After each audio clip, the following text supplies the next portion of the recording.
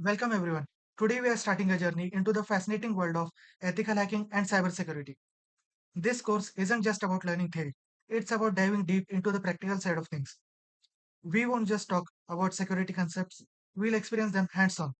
We'll be cracking into networks, exploiting vulnerabilities, and mastering the tools that the real world hackers and defenders use daily. By the end of this course, you will have a rock solid foundation in ethical hacking and penetration testing. You will walk away with practical skills from performing network scans with Nmap to crafting payloads with Metasploit and analyzing attacks with Wireshark. These are the exact skills that are in demand for cybersecurity professionals. Whether you are aiming to become a penetration tester, SOC analyst, or a security consultant. What makes this course different is our balance of theory and practical applications. I believe you learn best when you actually get your hands dirty, and that's what we'll do.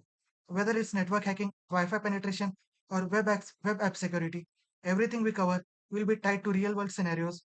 You'll finish this course not just with knowledge, but with practical experience ready to tackle security challenges head on. So let's get started on building that foundation that will set up success in the cybersecurity world.